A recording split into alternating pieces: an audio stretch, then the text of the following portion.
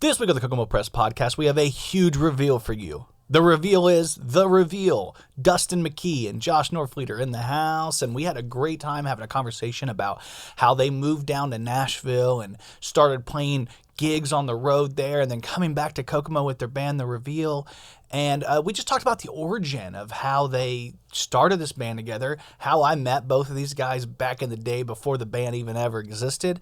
And we just talked about the state of music and where things are going. We also goofed and had a blast talking about just Nashville in general and everything involved with what they do. So please enjoy this episode of the Kokomo Press Podcast. It's the season 4 premiere, baby. Woo! Warning, this video contains adult content not suitable for children.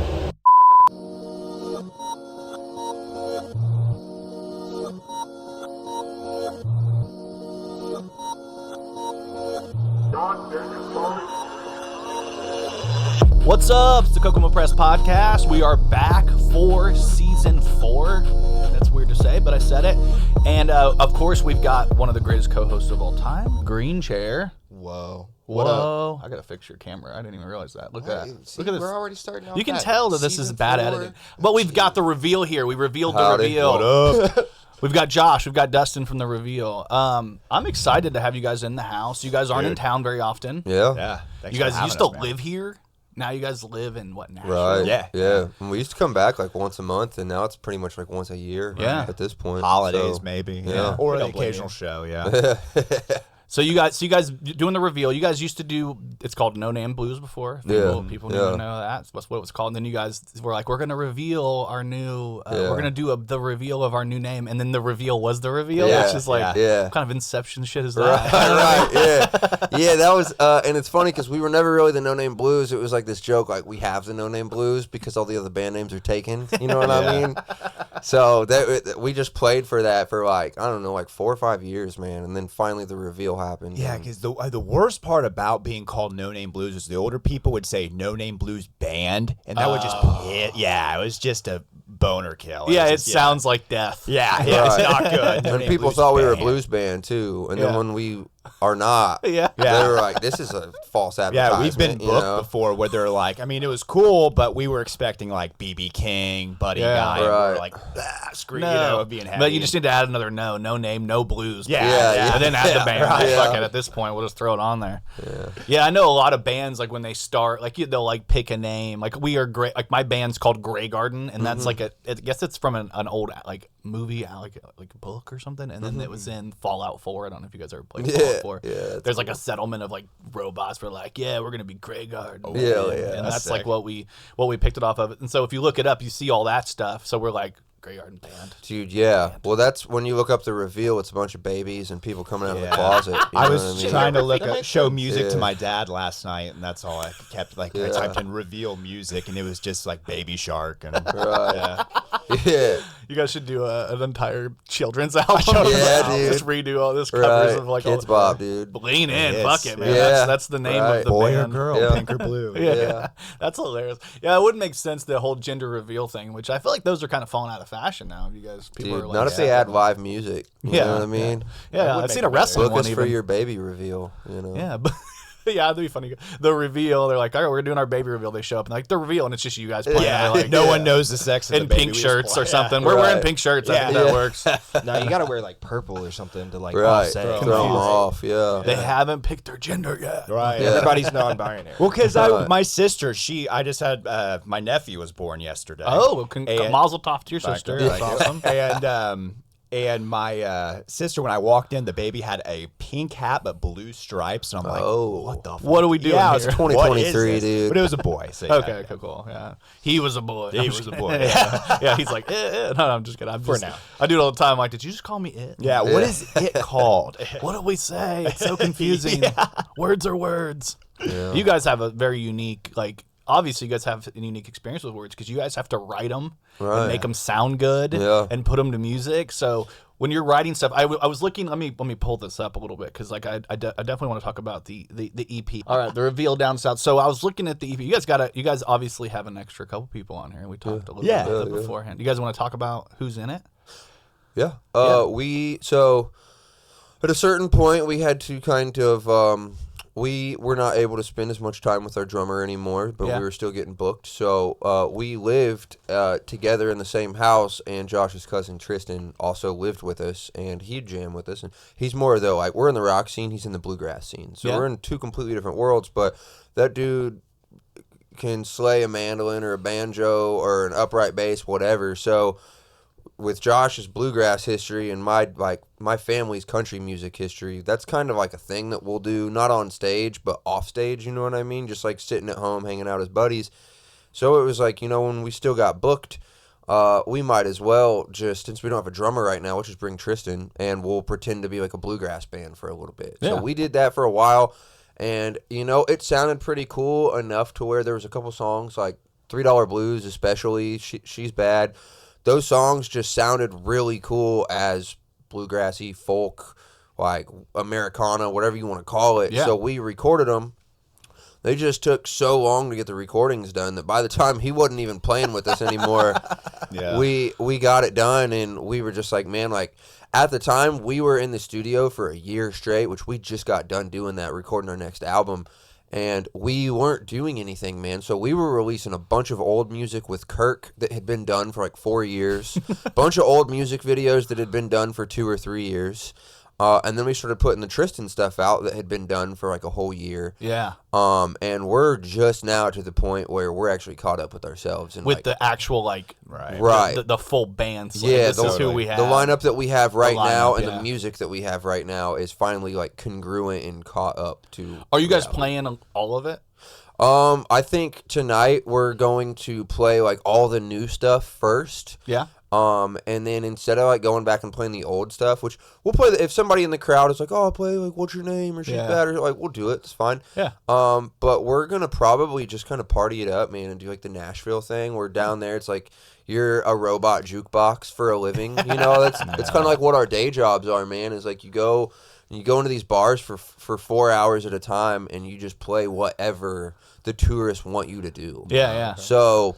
It's like touring musicians in a way, but like in Nashville. Like, Yeah, really, yeah. Like, Yeah, like, 'cause hey, you- we're just here to be your karaoke dude. Right. Totally, because Yeah. you see everybody from all over the country that comes through and listens, but some of them are, some of the tourists are they're very particular about what they want and what they how they Yeah. act. Yeah, Yeah, So- I think that's the weirdest thing about Nashville is like Nashville's a huge music spot. Everybody Yeah. knows Right. that Nashville's huge. Like Grand Ole Opry, like Yeah. you know what I mean. It's we got Graceland not too far. What, Memphis? I think it is. Yeah. I mean, you just know Dolly World. All, Yeah, yeah. Tennessee. You got so much. Like the entire state of Tennessee is just music, Mm-hmm. and it's like one of the biggest hubs in the area. I mean, you've got New York, you've got LA, you've got Right. Miami, you've got Nashville. Those are the four I think of when I think of where Totally. where would you play music at? Right, Those are the right. places. Yeah. Maybe Texas a little bit now, but Yeah, but also. not as much before. Austin, yeah, it's a good place. But I know like with what's going on in Nashville right now, a lot of people go there to get the experience of what music is. They're like, we're here Yeah. for an experience, and so you guys are kind of in a way like,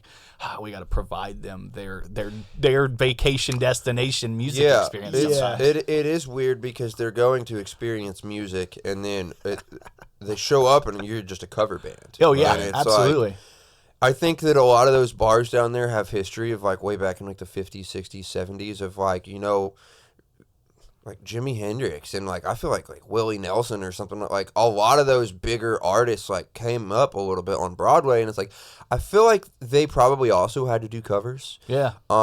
But it just seems like the dreams have kind of been shattered down there to the point where artists aren't really coming up on Broadway.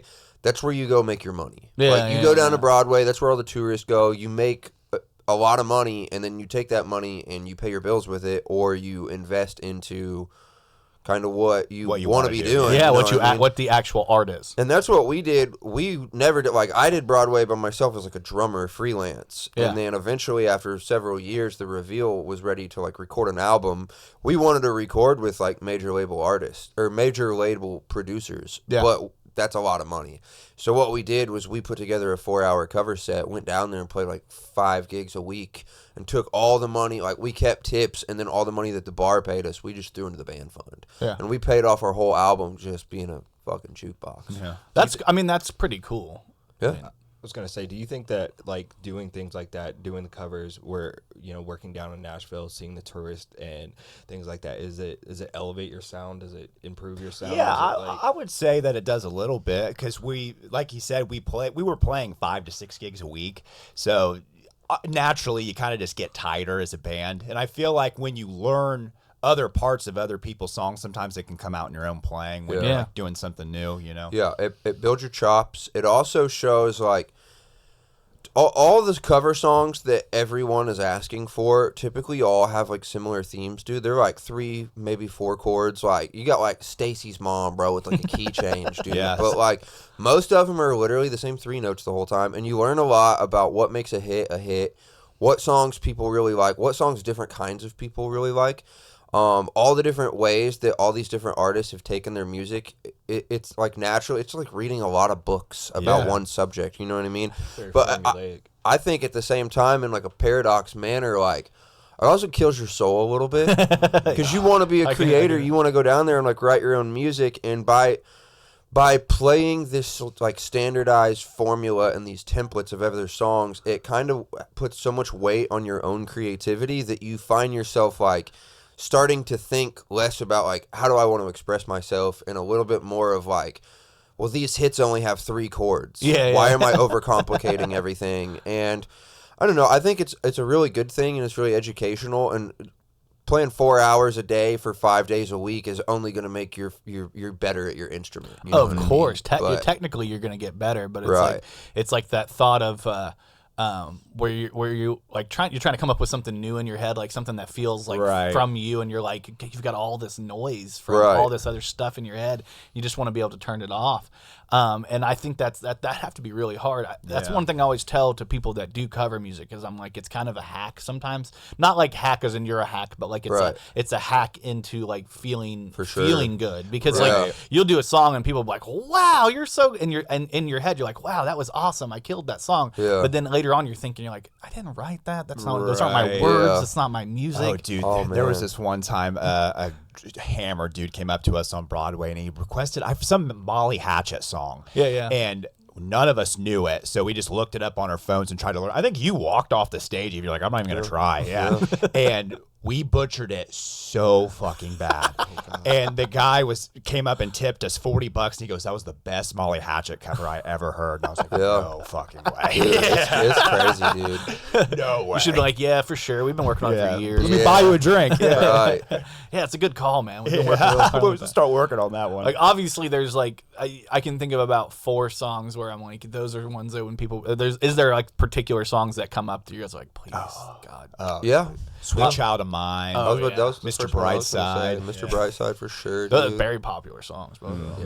It's gotten to the point now where like, so when we first got down there, it was like, dude, let's do like Rage Against the Machine, Black Sabbath, let's do like Cage the Elephant, White Stripes, like cool bands that actually relate to what we want to do.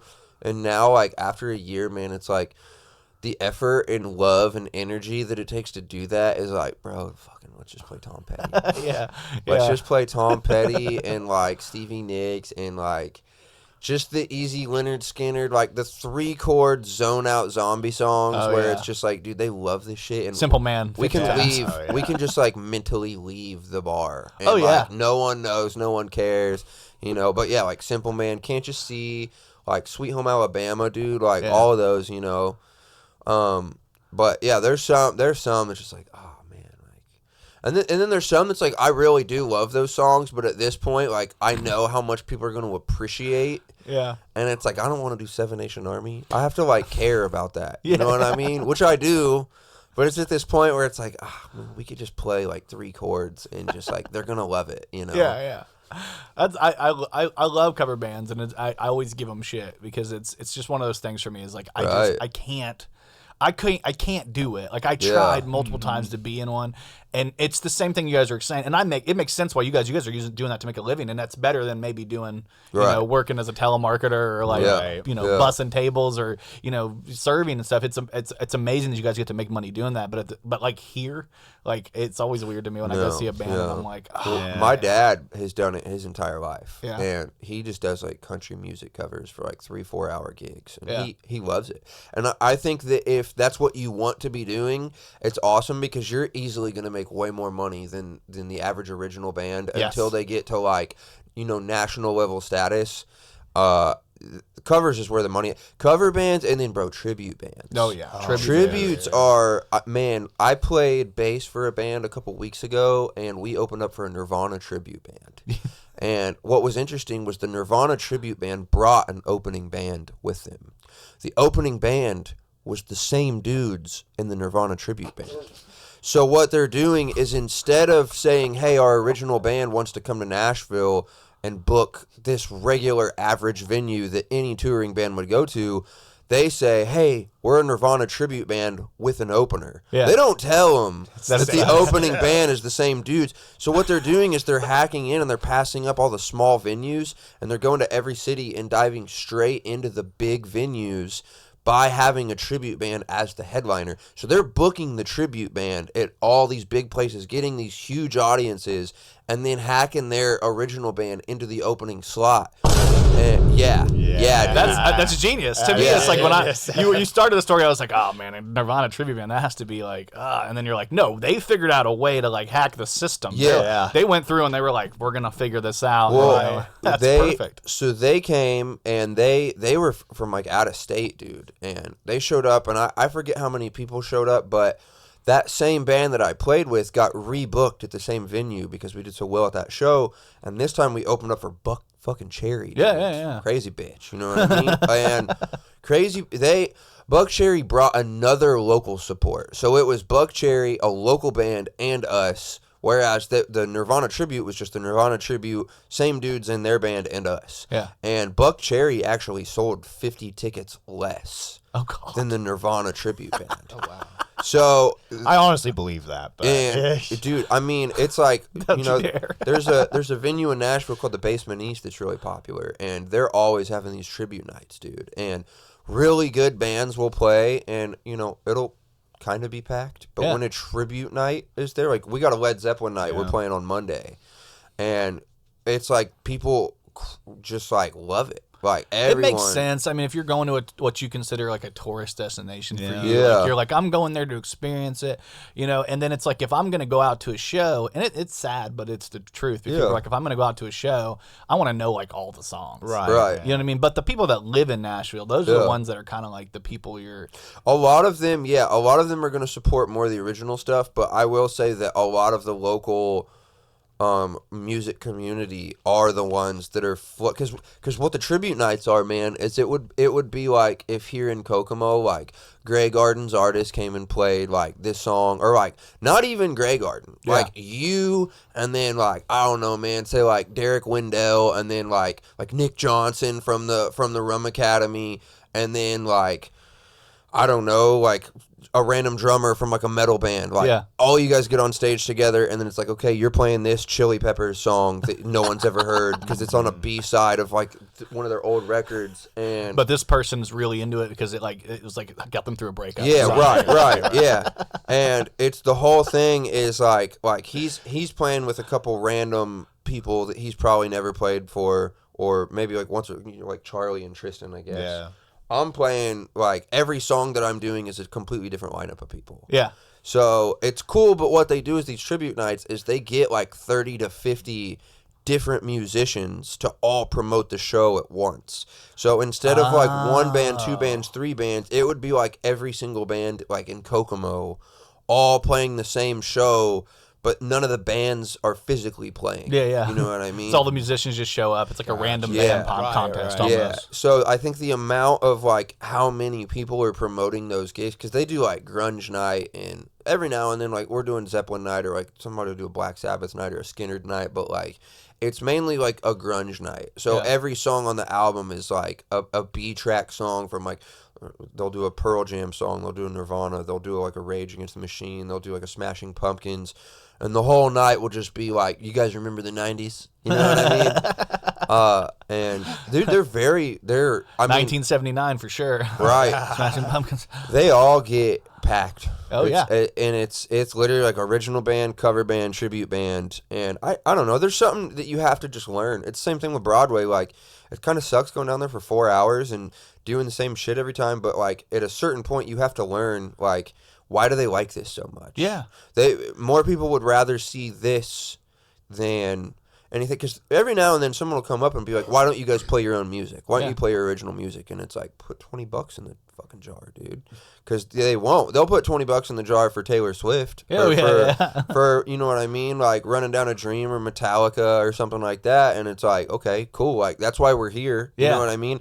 I don't drive downtown, fight through the traffic, and play for a bunch of drunk tourists because I love music. I'm doing that because I make money doing it. You know what absolutely. I mean? Yeah. The way when you explain the part where you're like, I'm learning something from each song and how they're written, and I think that's the most positive way to think about it, because I think you can get bogged down in the here we go, like But if you start to think of it as like, I'm getting better at playing, getting better at playing music. I'm learning. What do people like? Even this like I've got this person from this age to this age. You get almost like a demographic. You're looking at analytics of like, what people like. It's like if you think of it like analytics, like this is where I'm figuring out what people like and where they're going. And then like in music in general, like I was reading something recently that 2022. Rap is the most popular, hip-hop rap is the most popular music, and it was 24% of the market. And then in 2023 it's 21% of the market. It's dropping. And they're saying the reason why is because rock and rap, it's like there's this punk rap that's becoming more. So there's this like combo. And I was listening to your guys' EP, and I think it's Shadows Dancing. You guys have like 808s in that bitch, right? I was like, I was listening, I was like, oh shit, they just dropped some like little well, I think a lot of the new artists right now are people that grew up on both. And it used to not always be like that, so there wasn't as much genre fusing, because with the internet and everything, it's like country people listen to country and rap people listen to rap and rock people are listening to rock, and then the internet and YouTube and all that pops off, and now the new generation is just like a little bit of everything, No, like I think the genre bending is the future. It is what it is, because like it all happened from the beginning, because like Ray Charles took like soul music, created soul music out of like gospel and like in country, gospel country, and basically it was like, I want to create music that that makes you feel like you're in church, but like it's about things that aren't in church. Makes you dance. And it's like you've had that throughout history, but I think nowadays, like you said, because of the internet. Sorry for the childish Gambino, I just stole your. But because of the internet, like we all kind of it was like the lunchroom became. Like the internet became the lunchroom. Everybody just went where they went. Like, I like 90s grunge. I'm going to listen to 90s grunge. I like this. I'm going to listen to this. And you can kind of go in and out. Like, I'm going to play over here for a little bit. But people kind of stayed in their own lane. But now with like even hip hop has gotten so experimental to the point where they're like, hey, we're going to, like Lil Uzi Vert's doing like punk. That shit was cool. Jelly Roll, who's a rapper, is now doing country music. Like T-Pain put the Black Sabbath out. That was cool as shit. That EP was nuts, dude. It was insane. It was just, to me, there was a lot of hits and misses. I feel like there's a few misses. Sure. I was like, the production was a little But T-Pain just doing like taking you to church, doing War Pigs and hearing the organ, that shit was nuts. And I think that's the one to me that was like that. Because it was so unexpected. That was the least unexpected. But it's also like a product of like the internet, and like almost like pop culture moments with like Marvel, and like everything is like regurgitated versions, and it's like it's cool to see that, because you're like, I didn't expect that. But it's also like lip sync karaoke, where you're like watching lip sync karaoke on TV, and you're like, oh, it's a man doing a woman's song, and he's wearing a dress. Oh my god! It's like, I didn't expect that, did you? Where it's like we're always trying to trick each other. And I think that's what. But the fact that it was good is what made it interesting. Right. Not just that he did it. I feel like the generational gaps are really noticeable too, because like when we first moved to Nashville, I felt like most of the bands were kind of rolling with this like 70s aesthetic. That was really popular. And now as we've kind of gotten out of like the 2000 teens into the 2020s, I'm realizing that I'm seeing a lot more 80s vibes. And it's like, okay, this makes sense, because all of the kids in the generation that were doing the 70s things, their dads grew up listening to the 70s. And now the next generation of like the 80s dads, their kids are there now. And it's like you're seeing it, and down on Broadway, man, you'll see like it for a while it was like, okay, when there's older people, you play Led Zeppelin and like Allman Brothers and old music, and then when you see young people, it's like, okay, Blink-182, Sum 41, like you go in that direction. But now we're in this thing, bro, where like the older people were around for Blink-182, dude, and it kind of like hurts my feelings to like it makes you realize like, damn, like I'm not a kid anymore, you know what I mean? Because there'll be like just like an older lady that's like, oh, you probably want Leonard Skinner or like even like Frank Sinatra or like just something, and she's like, no, you guys got any Rage Against the Machine? It's like, fuck, dude, like yeah, we do, but.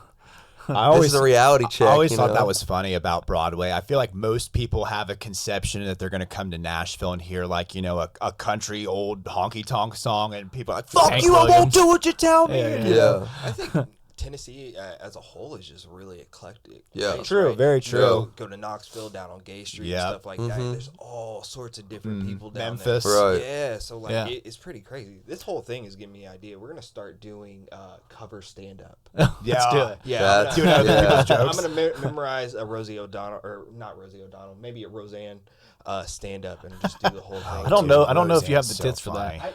Bro, I'll make them. Yeah, you gotta do what you gotta do. Did you guys watch that Roseanne Theo Vaughn? Yeah, very interesting. Oh, very interesting. I really like a lot. He's in Nashville, right? He's a transplant now. He's down there and doing his thing. I think that was done in Austin, but I think because they did it on stage at the Comedy Mothership. I think. But yeah, like Theo is a very interesting guy, like in general, just because like I remember seeing him, kind of building up and stuff and like, ramping up, and now he's to the point where he's like taking off. He's a rocket ship at this point, because like it's just like he's very relatable, but he's also random. I always make fun of him because I'm like, yeah, we knew Kid Tony lived down the road, and he used to finger squirrels, dude. And that's like 45% of his act is like him just like saying this guy to draw you a picture of a girl's monkey down there, and he would sell it to you for $10. He had one eye, and his sister actually she actually had a beard, man, a full beard, and it's like, what the, where did you live? Where did you live? Gasoline. We never saw him again. I like the one where he's in like a cult.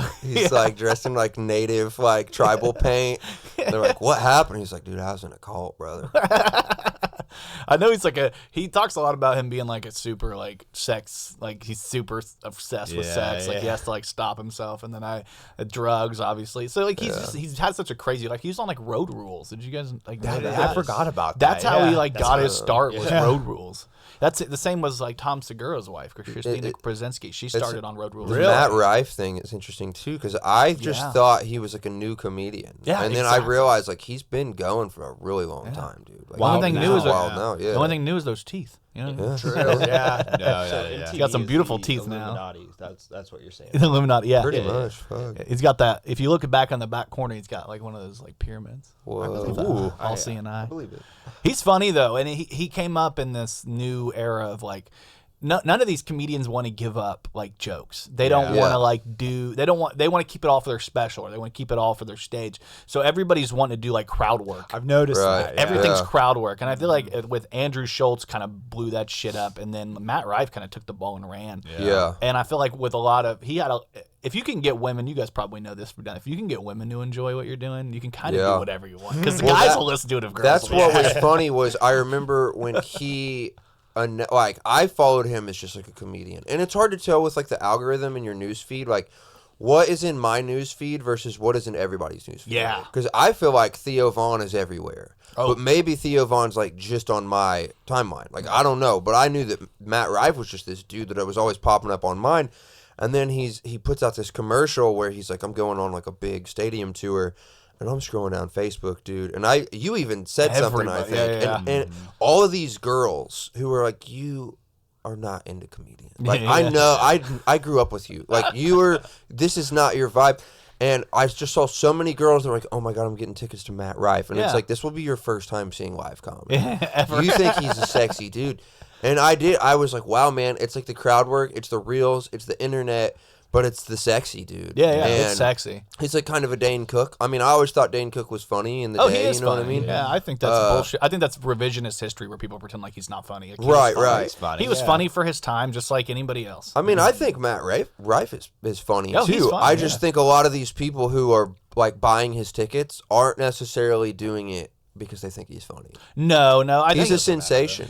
It's a little bit of both. I think because like here's the thing, and Matt Rife, like people are gonna have their opinions about whatever. I think there's 3 really good things about Matt Rife blowing up. The first thing is it gets people to go to comedy. Yeah. So let's say they go to a Matt Rife show, they enjoy it, and they're like, I like these shows. They're raucous, they're fun. I'll go see more. And maybe like you don't have the money, so you'll go see some local guys. Right. The second thing is like the crowd work thing is really funny.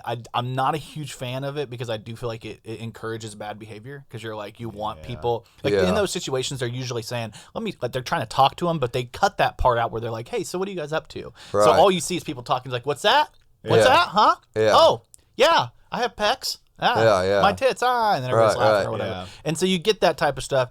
And then the third thing that really like I think that people, if you're a dude and you like comedy and your girl doesn't like comedy but she likes Matt Rife, now you get to go to maybe more shows. Yeah, like, exactly. I feel like you might get to go to more shows now. Maybe you're like, hey, you like Matt Rife? Well, this guy did a show.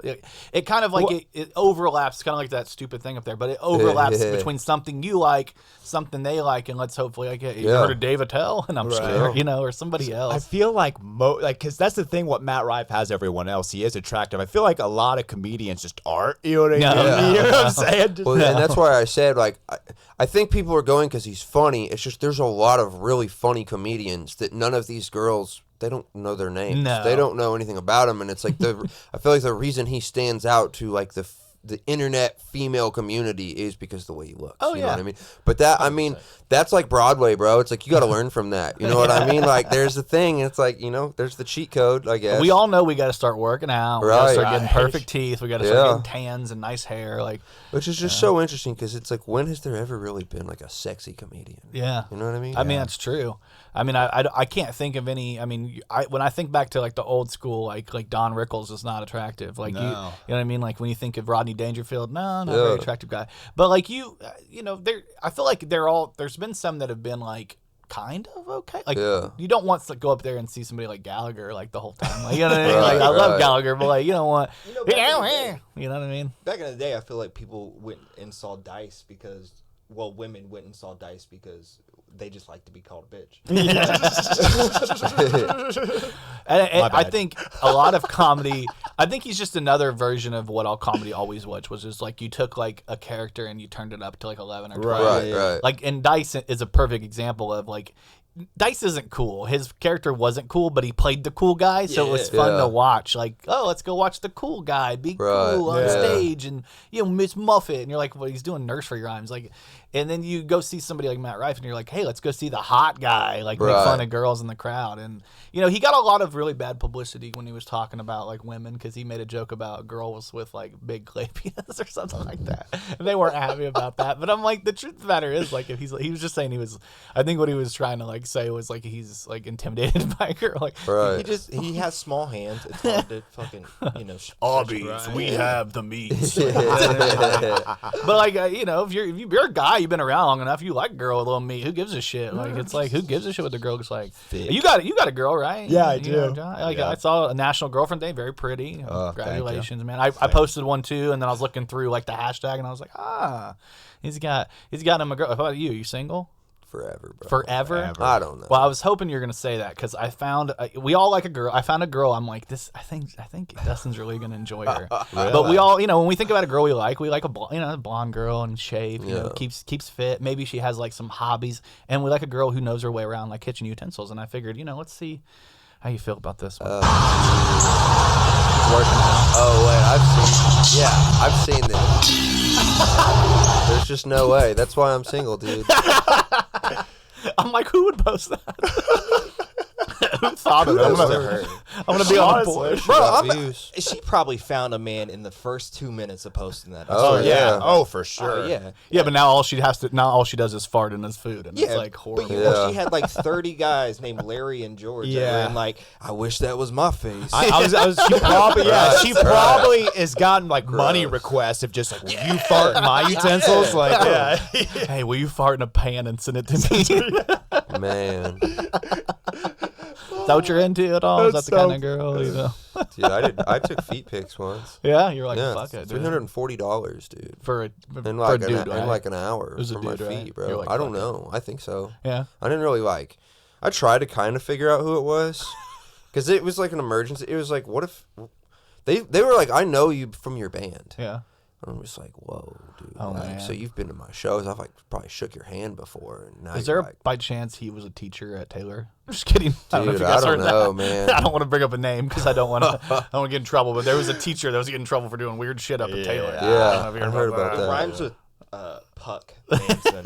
Yeah, see, he's willing to do it. He's willing. He went to Taylor. I'm still mad that dude never fucking like. I need some money. Yeah, bro. I was a poor black kid at Taylor. You could have hit me up. Yeah. Fucked up now. Right. It was Damn, probably bro. racist, to be honest. I would have shit in your sandwich. That was the weird. Like Probably there was at so half the like cost. pee in a crock pot stuff. Taylor, dude. Taylor, We went to Western. Our parents loved that. Yeah. You know what I mean? I don't know. You guys had some controversies, you know. Actually, I married a Western kid, right? Yeah. And then divorced, thank God. But I don't know if y'all's parents loved you more or just had more money and said, "Hey, go." Yeah, that's what I mean. Yeah. Yeah, Taylor. I was like, Take these Xanax. well, the Taylor people get confused really quickly because they just drive in a circle out there on Right. Indian Heights. They're like, it's like all day.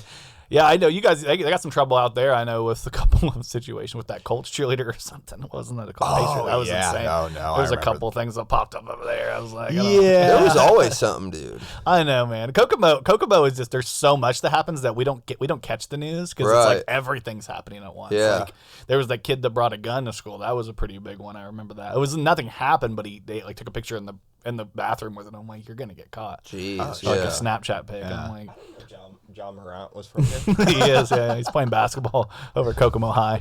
He's got to stay in shape, you know, for the season. I mean, he has to play somewhere. Yeah, He's suspended from the. He's got to do something out here.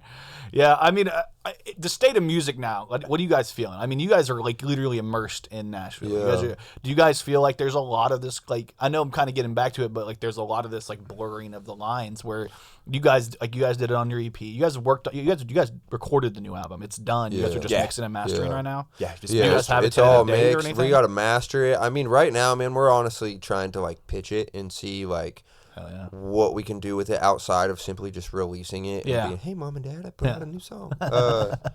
So if it does come to a point where someone's like, hey, you know, we really like this song, but we can produce it better, like we're kind of open to it. But other than that, it's done. Yeah. We just got to get masters. Yeah. I don't know. I think that the way that everything is right now is there's a full spectrum. I think everything's getting better. Everything's getting worse. I think that the way that technology has made it to where anybody can be a musician, it's made it to where, fortunately, anybody can be a musician. Unfortunately, anybody can be It's a a blessing musician. and a curse. Yeah. And I think the ease and the convenience that it has created has made it almost like a I don't know how like I'm kind of just forgetting the word, but like people Oversaturation of the market. people for sure. think that it's pointless to be good. Like it's just gotten to a point where it's like, well, the computer will do that for you. Why are you wasting your time?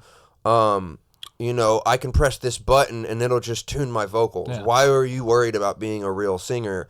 Or like, why did you spend all that time learning music theory and how to actually play your instrument when like I can just go to this folder right here and it's got all the different chords? You're stupid. You're working too hard. Yeah. You're wasting your time. And it's like, well, what if I like love doing this? Yeah, Like, you know what I mean? right. And it's a lot of those people that are more focused on, they just want to be the rock star. Like Yeah. they just want to make music Fame. and feel cool and they want fame and they want to get rich and stuff. So when they see you, like, I want to make art because I love it, and I want to create because I love it, and I want to learn because I love it, and I want to know how to do these things because I'm interested in it. Yeah. These other people are like, that's stupid. Like, Yeah. why are you wasting your time? Why are you acting like that? You literally just need, like, this drum loop right here. Like, why record real drums and hire a real drummer when we have Logic that'll just, like, put a rock drum set in there? And it's like, I just enjoy the process of all those things. So I think that there is some sort of like a reawakening happening with some people who it's gone so far over this direction that people are like, no, fuck that. Like, let's bring it back to what it is. Like, I feel like rock is slightly making somewhat of a comeback right now. And people are kind of getting tired of like that technological. I think that the more that the technology kind of sweeps over, the less like intelligence and like love that you're seeing like get poured into it, because it's become something that you don't have to have as much blood, sweat, and tears over. You know what I mean? You can fake your way through it to such a high degree. Plus, with the internet, your music is now equivalent to a teenage selfie or a vacation picture or a picture of food or like it's all in the same place. A meme. Yeah, it's all through the same medium. So I think we're at a point right now where with YouTube, dude, there's like little 6-year-old kids that are better than all of us at guitar. But at the same time, it's just like there's a lot of fakeness going on. There's a lot of replicating and there's a lot of copying. So on one end of the spectrum, music is getting better and better and better because everyone can learn from the past. But at the same time, everything's already kind of been done. Yeah. And technology and AI and like synthesizers. I mean, there's literally, brother, synthesizers that it's like you press this button and it's like doop doop doop ba doop boop boop ba doop. The whole song right there. Yeah. And then you press 2 buttons and it's like boop boop boop ba doop boop Yeah. boop ba doop boop boop boop. And then you hit a chord, it's like doop doop doop ba doop boop boop ba doop boop boop. And it's like it just does everything for you, which is like so sick. Like that's awesome that this exists. But now think of all the real keyboard players that like aren't as important anymore because some shitty little kid who never actually like took the time or interest to be like, I want to learn music. Yeah. They're just like, oh, I can do it. Now I'm the next whatever, you know what I mean? And I love it and I hate it at the same time. It makes music more accessible for everybody. Yeah. Like everybody can do it now, but it also like oversaturates the market with junk. Right. Yeah. Exactly. It's hard to sift through, and we had a decent process before that was a little bit like broken with the idea of like a radio station. Like they could decide, and then they all became like one radio station running everything. That now there's the app that they have, the iHeartRadio. Like they're all on the same network, so nobody has individual freedom where they're like, oh, I heard this band, The Reveal in Indiana, I want to play them, or or Nashville. But like if they hear you in here and it's like they can't just make the decision, you have to find independent music places, you have to find independent DJs, you have to find and then you're grinding. It's gotten to the point with music, with comedy, with anything you do, with wrestling, anything, you almost have to, you're promoting you. You're not promoting what you do. And I think it's really hard for people to make that transition. I think you guys do a pretty good job on social media, to be honest. I think you guys are good at social media. That's number one. We at least grew up a little bit with it. Like we were in high school when it kind of hit. Mm-hmm. I guess I'm speaking for myself. I don't know where you guys were. You guys like in high school when Facebook hit? I think we're in the same class, dude. Yeah, 2010. Oh, I was 2010. Oh, so. yeah, you're a little bit. Yeah, but like when I was in high school, I think I got. We talked about this in 2005. Is that when we got it? Because we're around the same age. He's I got Facebook in 2005. So like 2005, and then I graduated in 2006. Like, so I had Facebook for maybe like a year and a half before I graduated high school, and that's when before that Facebook didn't exist like to us. It was all like college based, and that was like. There was MySpace, but it was just like sporadic. And the reason why MySpace died is because it was too user friendly to the point where it gave you too much freedom that people didn't know how to navigate it necessarily very well. Other than Dane Cook, obviously. That's how he got famous. And there's very few people. I think there were even bands that hit pretty good on MySpace, and that's how they ended up. Well, that's what it is now. It's a music website. Yeah, I figured that would make sense actually, or even just like a platform in some way. And then now with YouTube. I don't know if you guys have been on YouTube lately, but everything looks the same now. It's starting to become so monocultural to the point where like, whoa, can you believe this thing we saw? Yeah, stay tuned, like, subscribe. It's like even kids are like, subscribe, and hit the notification. Well, dude, everybody's studying the algorithm, and everybody's studying like, rather than like, I made this because I want to make this and I like it. People are like, how do I have to make my art for people to notice me? And it's like, get the fuck out of the way, dude. Stop. You stop. You quit and you get a job because you're not real, bro. Honestly, like that. Like it's bitter, but it's like there's so many people that make real art that the quality of living for the whole planet would just be better if all of the art hitting us was coming from a pure place. You know what I mean? Much more natural place. But there's so many people that are like, well, you know, the algorithm says that I have to do this, and it's like, okay, then fucking go away. Stop trying, because if that's what you're in this for, then like you are deteriorating the quality of, like, you're setting bad examples for people. You are like literally planting seeds for the future to be kind of shittier. Because the entire like aspect of everything you're doing with your art is not based on like you expressing like your soul, bro. You're literally just like, well, the internet says I got to do this, and YouTube said this, and this guy who writes these blogs about how to make it, even though no one's ever heard of who he is, he said you got to do this, and it's like, I think all that stuff is very educational and it's interesting, but you like, those are tools that you use, and everyone is like, oh, well, you know, I put my song out, what meme do we have to make to advertise our song? And it's like, unfortunate that that's what it is, because now it's not, is your song good? It's, is your release strategy funny and good? And like, did you wear a dress and juggle with a cat in the back with like boobs? Like, did you do that? Because that's what's going to get your song out into the universe. I believe it was Doja Cat, or somebody tweeted or made a video saying my label won't let me release this song because my TikTok views aren't like up to par, I guess. And it's just like, that's fucking crazy. They'll shelf something just because of social media numbers. Oh, absolutely. This is why Sexy Red is a thing. I mean, and that's the thing. Ripstick Fart Pot Girl is doing a feature with Sexy Red. She really should. Well, she put out a mixtape. People would, even if it's just farting in a pot, dude, like people would jam it. You know what I mean? Like that's just that is, it's all unfortunate, but it is the truth that you kind of have to swallow. Yeah, you know what I mean. And I think you're doing a good job of it, because I did see this. Oh yeah,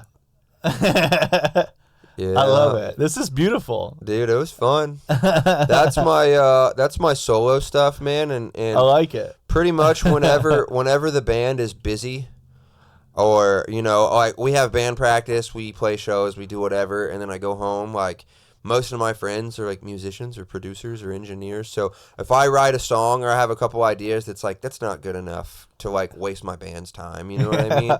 Because every song we have, dude, like there's a whole marketing strategy behind it and everything. That shit is like, I'm gonna put an Instagram post up and then I'm gonna move on to the next thing. So that kind of stuff is kind of the most fun though, right? Like, well, it goes back to what we're talking about. Like that's me, just like, I don't fucking care like if people like it. I don't care what the algorithm says. I don't care like if it pops off. I'm not gonna play it live. I'm not gonna go on tour being a rapper, like that's not what I'm literally just like, I wrote these words, I don't have a melody, there's a beat that I found on fucking YouTube, dude. Like let's just do it. And then I like was like, it'd be funny if me and the other guy dressed up as cops and busted my buddy's rock band. Like I don't know if you saw the whole video, but where like it's a noise complaint, and then like we bust in on this rock band, and then my dude gives us a blunt, like, you guys need to chill, and it's like this joke that the cops just need to fucking chill. You know what I mean? And then it's accurate. Yeah, so it was just made from like more of a pure place than like a business thing. You know what I mean? And just being silly. Right. Like it's okay to be silly. I think that's like, Doja Cat's been getting a lot of shit since you brought her up. She's a good person. She posted that photo of her forehead. Have you seen that? Oh yeah, where she's goofing and she told her fans to get a life. Told her fans to get a life, and lost like 500,000 like subscribers off of her TikTok or off her Twitter and stuff. And so like she's tanking her own stuff. I feel like a lot of that has to do with maybe getting out of her label, so she can maybe have a little financial freedom. That's kind of how Kanye got out of Adidas. That's what I was thinking, bro. I was literally about to say that, and people don't want to swallow that truth, but it's like if you were watching the whole year before the thing happened, It's like that's what he had to do. Yeah, that sucks. But get it's out, like get out of the contracts he didn't want to be in anymore. He literally was like, I'll say whatever I want, and Adidas won't kick me out. And then they did, and everyone's like, what an idiot. Adidas kicked him out, and I was like, no, I've been watching. That's kind of the point. Yeah. Kind of what he wanted. Right. I mean, he kind of played the game. He just had to bring him back in, so who won there? Yeah, honestly. They had to sell the Honestly. product, you know what I mean? Like, that's, I think that's And a lot he got of rid it. of Kim K. Yeah. And he got a hotter wife, man. I've never understood that. I don't know. Kim K's appeal? Or what? I never understood how he, like, it really makes me question the whole thing because he seems so real and so, like, unhinged. And I've watched her show once. Yeah. I don't know why people call it reality TV. Like, Yeah. it's very, very clear that, like, damn near every aspect of the show is scripted. Oh, yeah, it's curated. And Perfect. I mean, all the way down to, like, even the plastic surgery and just, like, the sponsors for the show and, like, the way that it's all built is, like, this is so fake. Oh, yeah. And then he is, like, seemingly so completely real. And Yeah. it's like, how did that even work? And then it makes me think, what if his is fake and he's just an even better actor? You know what I mean? Like, it's just like, how did that work when you're so against the fake plastic Hollywood? How'd you marry into it? You know what I mean? Like, Well, we just saw this recently. I don't know if you guys saw Jamie Foxx got in trouble for this because he said they killed this dude named Jesus. What do you think they'll do to you? Fake friends, fake love. So obviously Right. he's dealing with it. And he just literally had a near-death experience. Something happened to And then him. he posts that, and then Yeah. he got cloned. Tyrone got cloned. well, it's weird, man, because we are kind of getting into, you know, out of the local scene and starting to hang out with people that they know, kind of like, they know a guy that knows a guy, you know what I mean? That's like, we'll ask, like, well, you know, is this rumor true? And is this YouTube conspiracy video onto something? Dude, I got friends, bro, that'll just go quiet, bro. And I'm just like, oh, shit, like, This isn't good. give me 5 years and I'm going to be, you know. I want to what they know. Yeah. I want to know what you're talking about.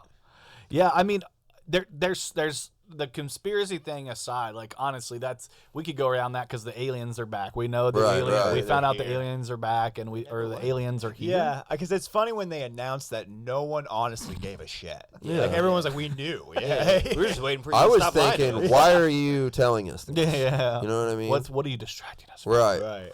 What's going on? I mean, there is like so much going on that we're always being inundated with so much marketing, so much and that's one of the things that when it comes to the music aspect, it's like now music is marketing. Marketing is music. And it always was, but now it feels like there's so much of you that's into it. Where before it felt like this is just we're marketing the music. Now you're marketing yourself. Right.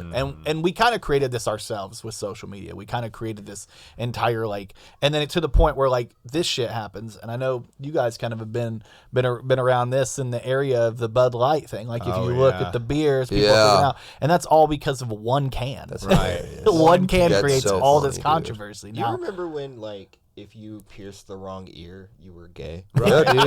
Yeah. This is what this shit reminds me of. Yeah. Like, everyone is so afraid to just be Yeah. a little gay when it's okay to be gay. I just don't I don't know those people, bro.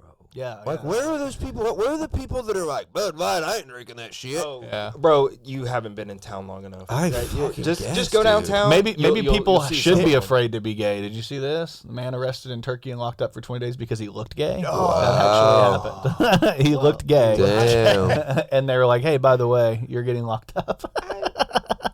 I mean, they're right.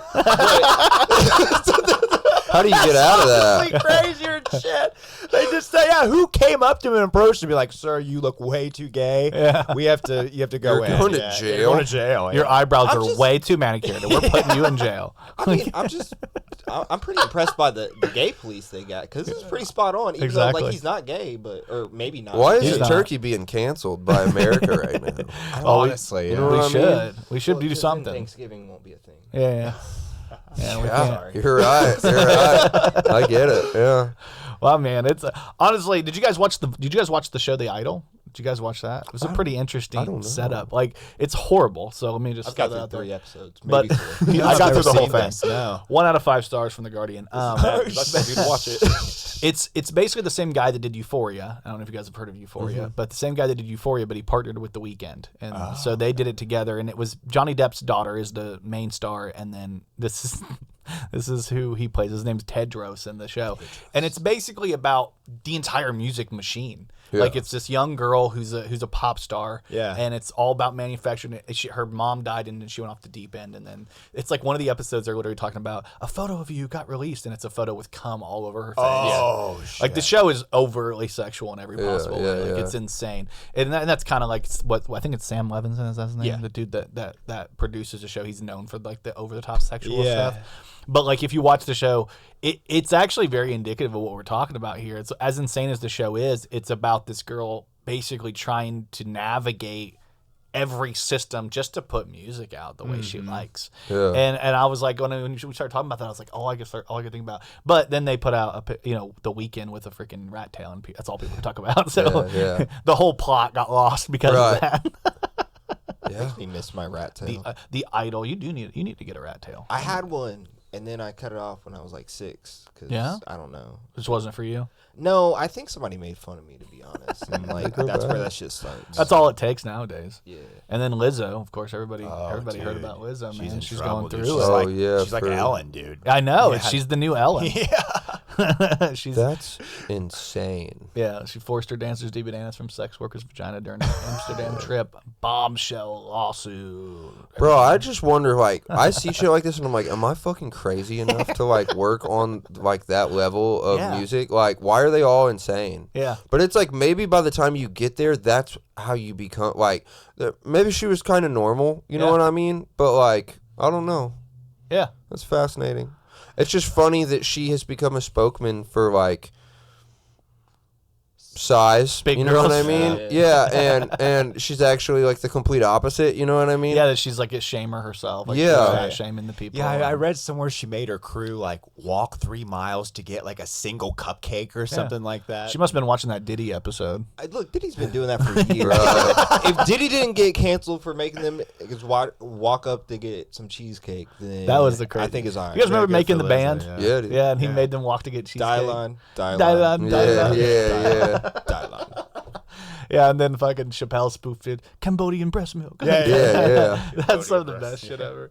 Yeah, How do you make somebody eat vagina bananas though? Like, did she force it down their throats? Did she say, "Hey, eat this," or you're fired? Maybe peer pressure. Because even that's not necessarily. Or was it a forcing. joke? Do you really want that job? Yeah, I don't know. Because she may have been like, you know what would be fun today to mix it up? How about we stick bananas in some sex workers' vaginas and then we eat them?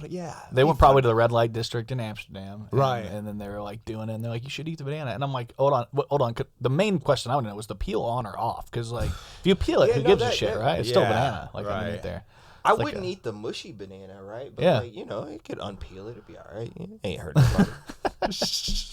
Well, I wonder if she did it with the. I want more details. Like, was it a female? Yeah. I don't know. There was a vagina obviously involved. Yeah, how are the vaginas doing? Yeah, you know what I mean? Are they okay? Like, did they get infected? You know? How is the pH balance? Right. Yeah. What's going on there?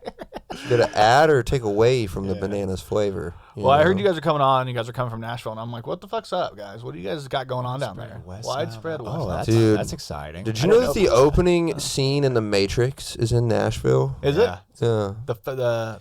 I'm trying to think of the opening scene. Like when Neo's running around on top of like the buildings and shit, dude. Yeah. Or Trinity, right?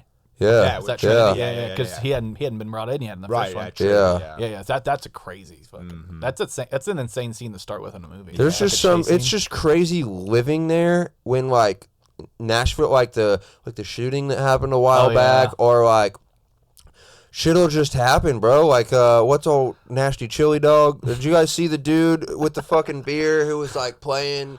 And drank the beer. Like, dude, he's just a guy we work with. Like, we know that guy. He you went know viral. what I mean? Yeah. And he just went viral, and he's like this huge sensation. It's like, dude, he got arrested right after that. Did you know that? No. Yeah, no, bro. So he got that video of him, and then got drunk off those beers, and then that night was waiting for one of his buddies to come out, and he was sitting in the car waiting for him.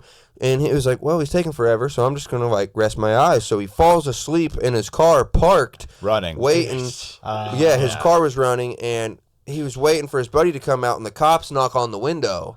And he was like, I'm waiting for my buddy to come out. And they're like, well, the car's running, and you're drunk or whatever. Yeah. So dude gets thrown in jail. So wakes up the next day, gets out of jail to learn he's a viral sensation. Right.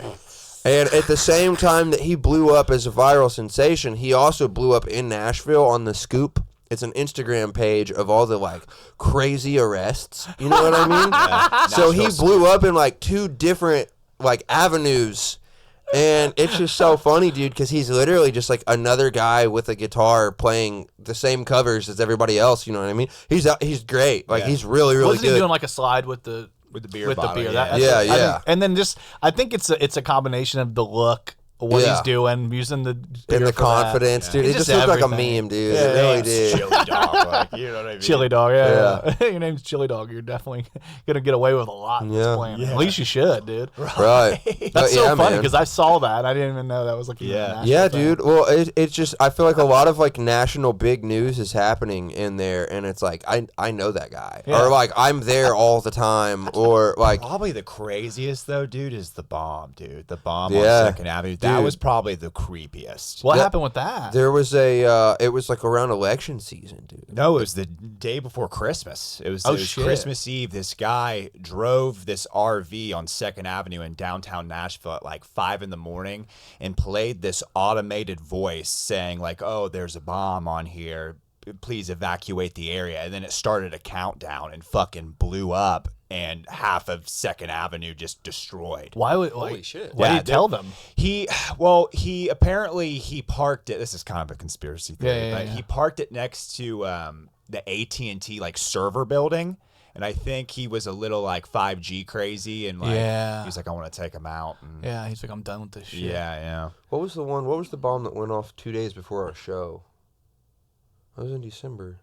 It was like we had a show at Bowie's, dude, and it like was that one. It was that. Yeah, it was that one.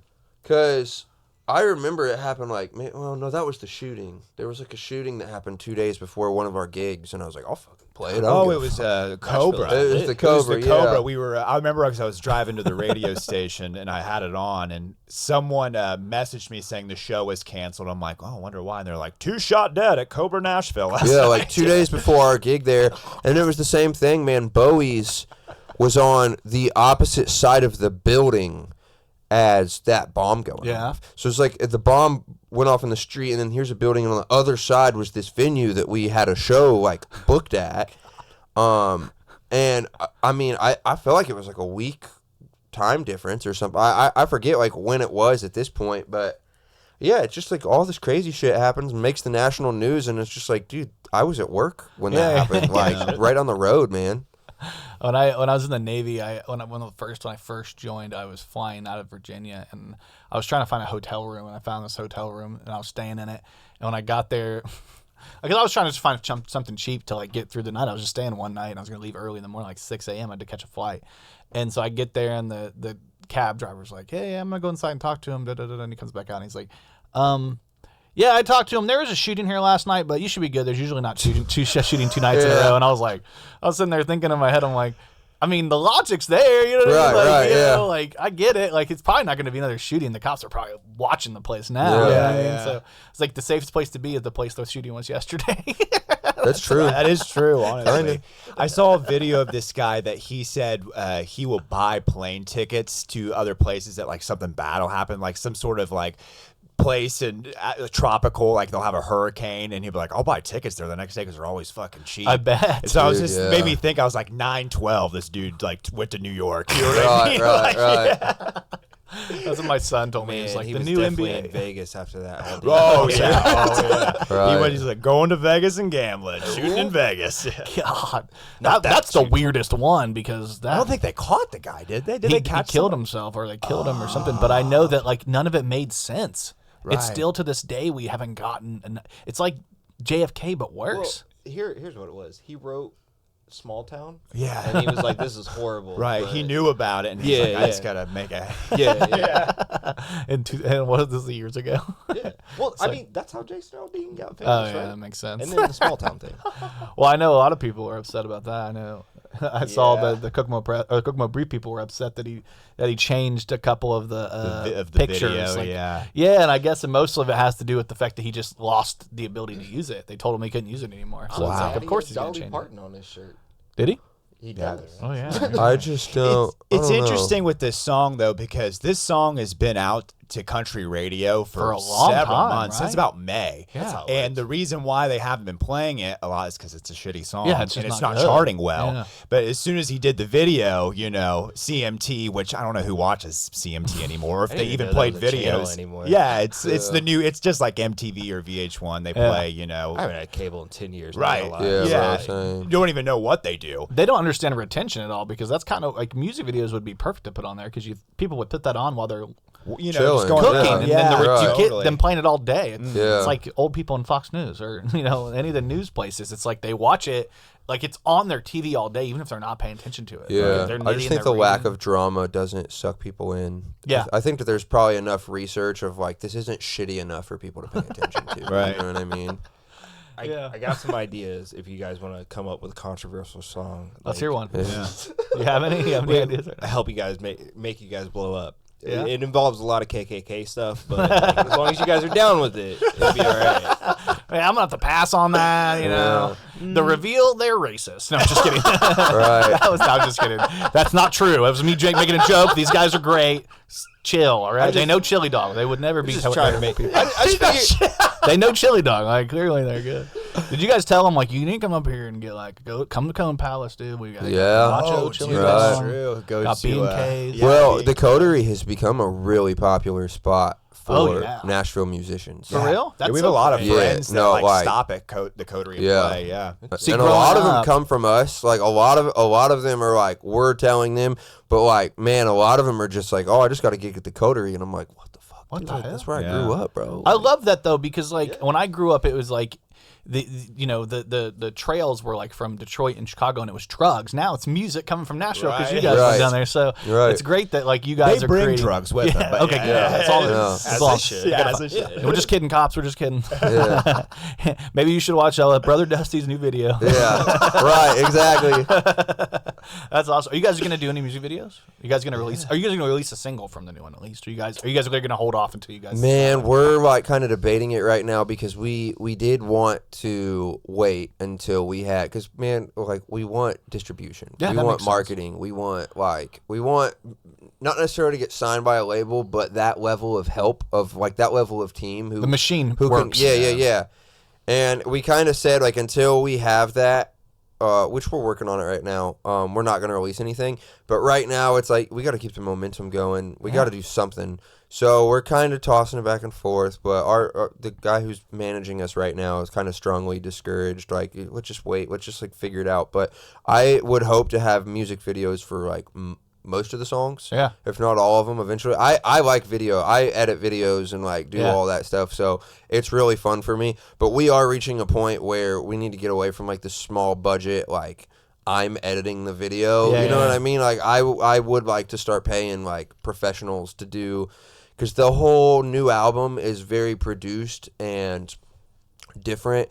It's a lot of like dark, trippy, like I guess it's kind of a desert theme. Yeah. Some of the songs are more obvious than others, but it's like the notes that we're using are more popular in the Middle East. They're not specifically limited to that culture, but that's where you will hear the most of it. You know what I mean? Yeah. So it's like, dude, I'm trying to go to like fucking Egypt or like Yeah. at least to what's the like Joshua Tree or something. Yeah. You know what I You mean? said Like- desert, and then you're like I think about the style that I've heard from you guys. There's a very trippy, like I think the first song off of the EP is called Ego Death, which is Yeah. like very. To me, that's a very big thought process. I Right. think that's like an intro song too. Yeah, It's yeah, like a yeah. Full song, and then the Shadow Dancing, $3 Blues, and She's So Bad. Ego Death and Shadow Dancing to me, I like the way they kind of just goes right into. I think that's really important. Yeah, Ego Death is like when I was writing the lyrics, those were just more lyrics, and I was like, this should be like an intro without music, like an acapella thing. So they're kind of the same song, but no one wants to sit through, like with Shadows Dancing and be like a single. No one wants to sit through.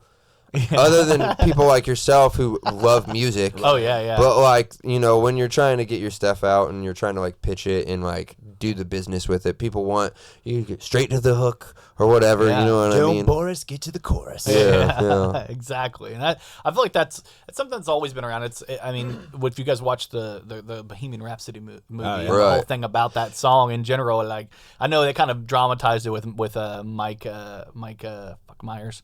You know, Mike Myers and everything. Right. And they did the whole drama where he's like, no, how about I'm in love with my car. Right, Like, yeah. Like,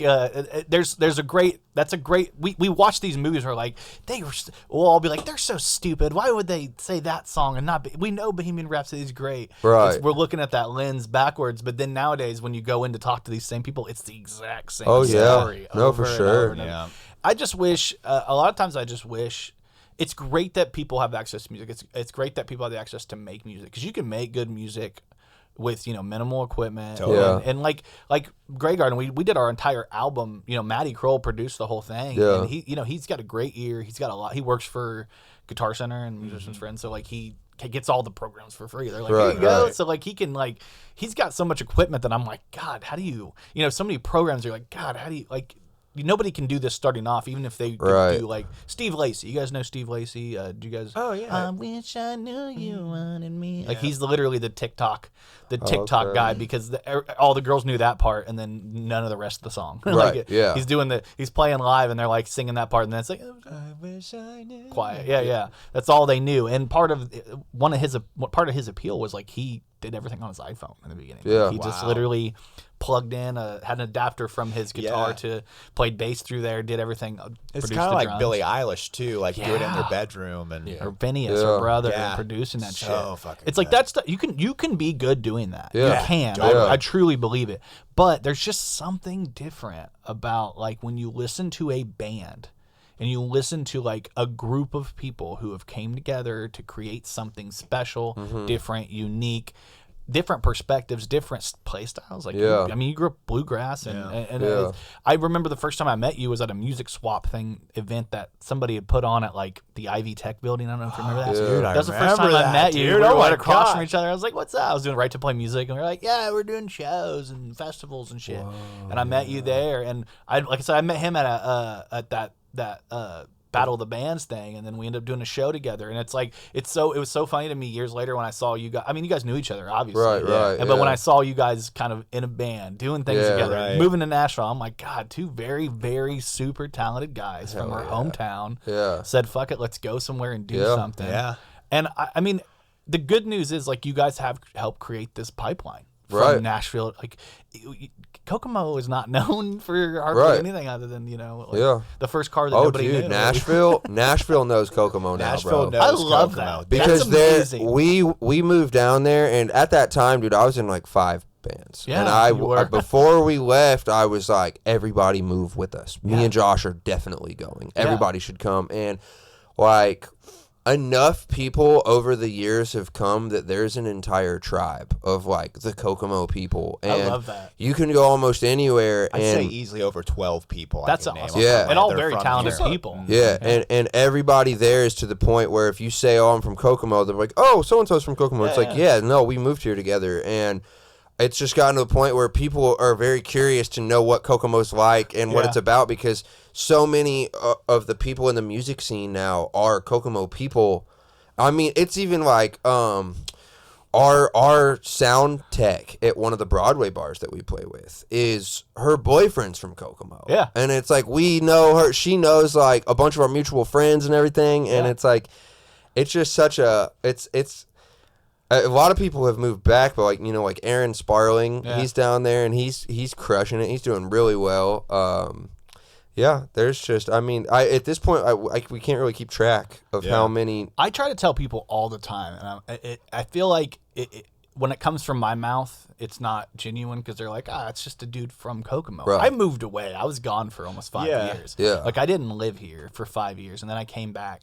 And I tell people all the time, there's something weird about this place. No, There's for sure. something weird about is this true. town. There are so many talented people. Yeah. Like So people many. you wouldn't imagine. Like there was a dude from Kokomo that did the voice of Darkseid in the Justice League movie. Yeah. Most people don't even know that. I didn't shit. know that. Yeah. The dude from Kokomo does voice No, acting. dude. He did the voice of the big bad, like the Darkseid, and he would have.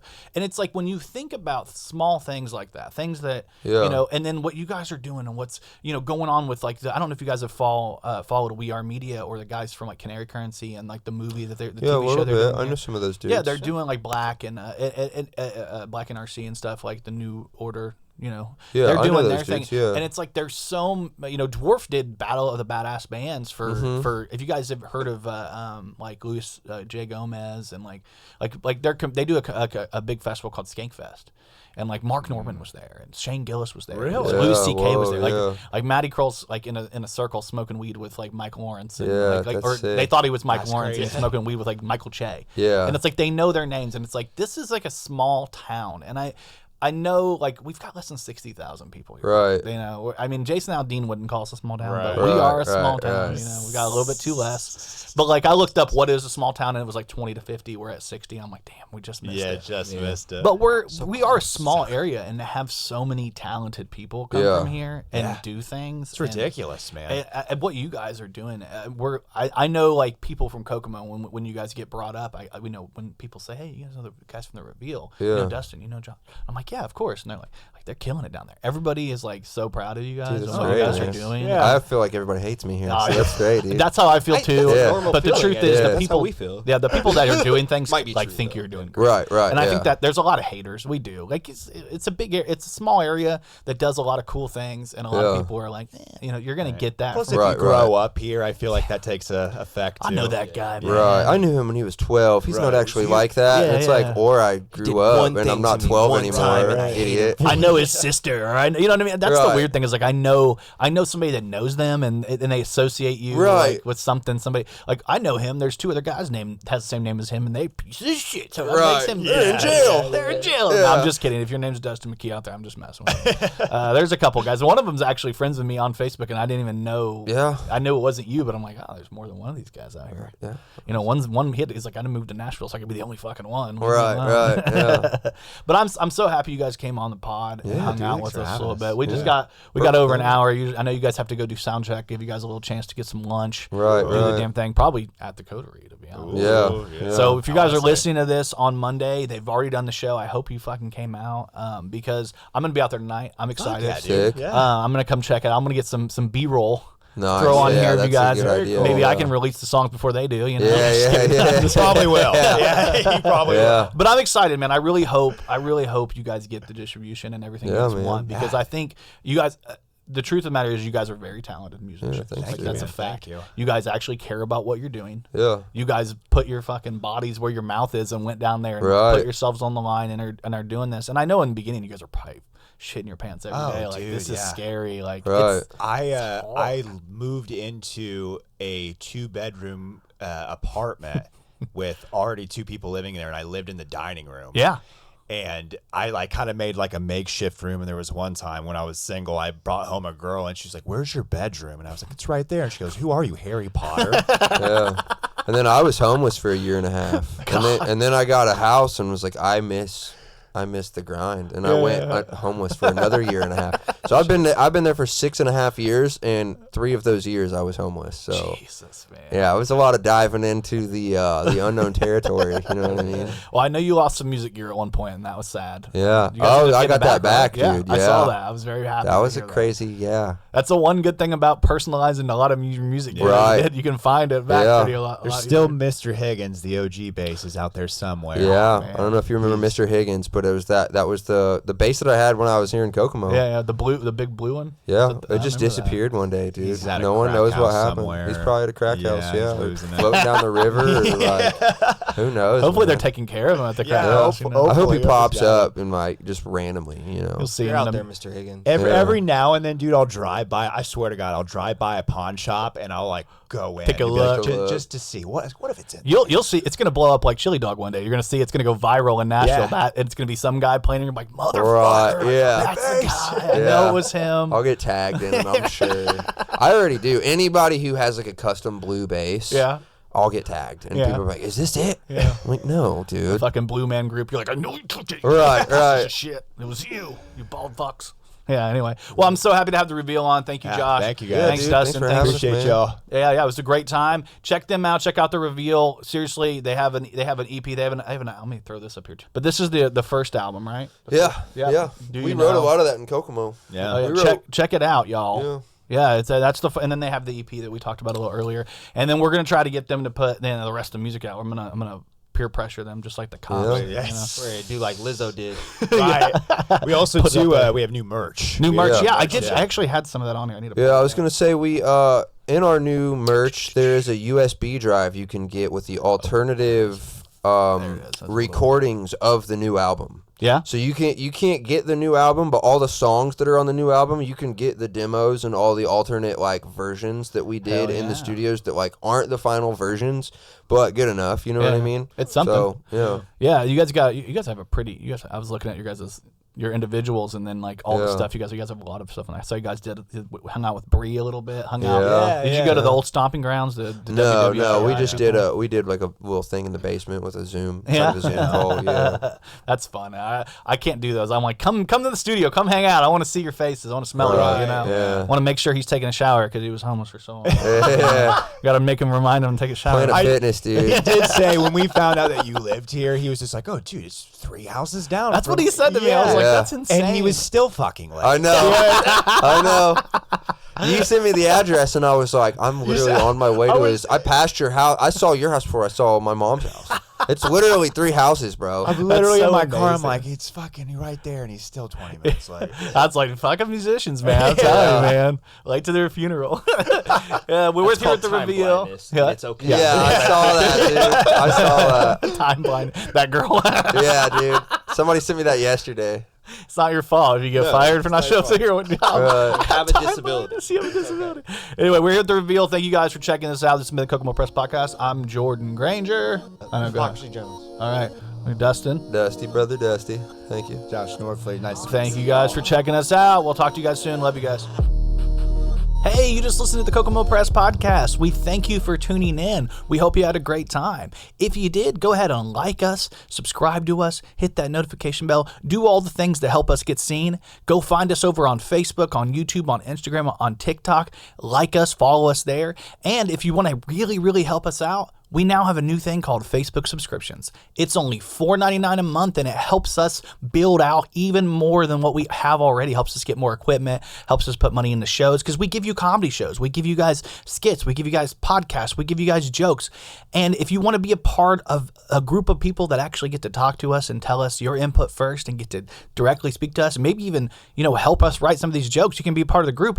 Join that subscriber base. It's only $4.99 a month, and it's not a lot, but it helps us out tremendously. And it's going to give you an opportunity to maybe win some merch here and there. We're going to do a lot of fun things with our subscribers. So please check us out everywhere you can. And if you want to, subscribe to our page. Thanks for listening to this podcast. We love you. Thank you. 2 kisses.